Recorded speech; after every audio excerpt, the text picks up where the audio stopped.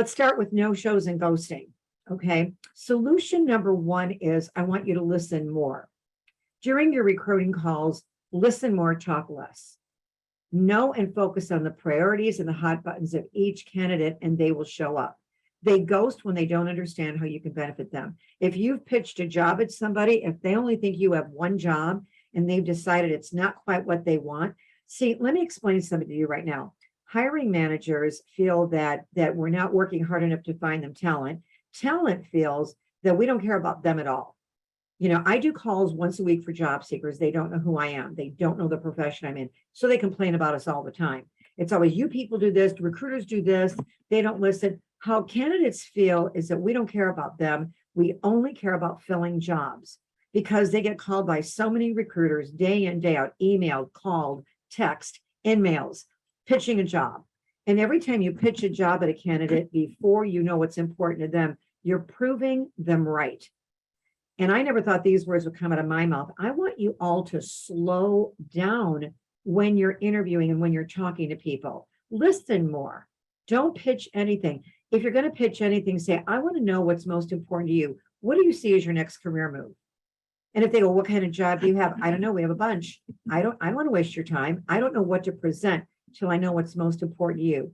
If you're talking more than 1/3 of the time, that is not an interview. That's you embellishing way too much. I do not want you talking more than 1/3 of the time. Solution number two is stay informed.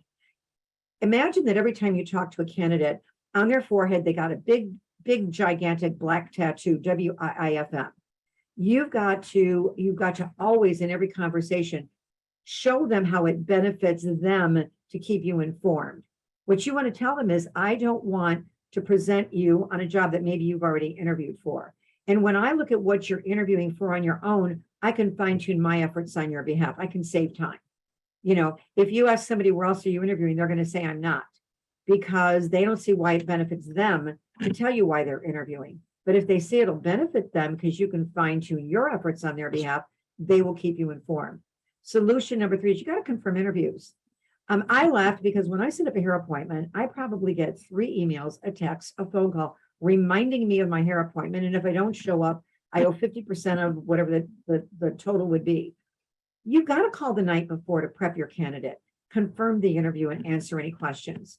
If red flags surfaces, address them. And I've actually, we always prep a candidate the night before the interview because the prep is you giving them a competitive edge. People might be great at a job. They're not comfortable interviewing at all.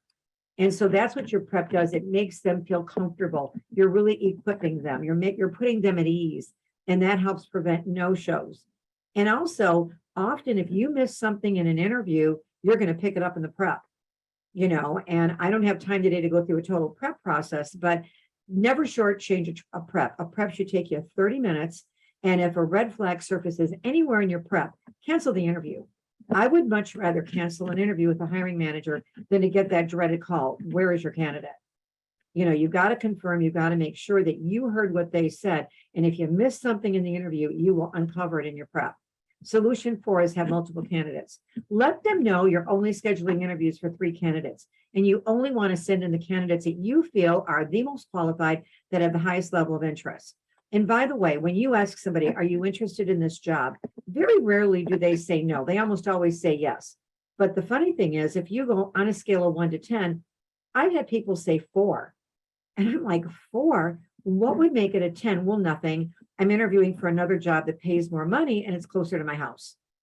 Now, if I didn't quantify, anytime somebody gives you an adjective, you've got to say, what is your definition of challenge or opportunity? Get definitions of words and always quantify level of interest and level of skill in all the areas that you're screening this candidate on. Grade yourself on a scale of 1 to 10. And on level of interest, if they're anything less than an 8, you're in trouble. You're in trouble, and you've really got to consider, should we be interviewing this person, or are they going to be a waste of time? Are they going to turn into a turnover statistic? Solution 5, review answers given during your interview. Always ask each candidate to Ask each candidate to share the 5 things they change about their current job if they were their boss. That's the only way you find out why a person's really leaving a job. If you ask them why you're leaving a job, everybody gives you the same 13 answers. And the 13 answers are just what people give when they're asked that question. No opportunity for advancement, more money. And if it's only money and advancement, they're going to accept a counteroffer. But what you want to do is find out what's going on at their company that they would change if they were their boss, that they have no control over, that a counteroffer is not going to resolve. Because a counteroffer is strictly promotion and raise. It's not going to solve the things they would change about their current company. Also, when you hear this, you got to make sure that those things don't exist at your company. If two of the things they want to change exist at your company, they're not going to be happy. And what you do is you share those things with the hiring authority. So the candidate doesn't know you shared it, and have the hiring authority during the interview show how those things don't exist with your company to really increase the candidate's enthusiasm about the job and level of interest.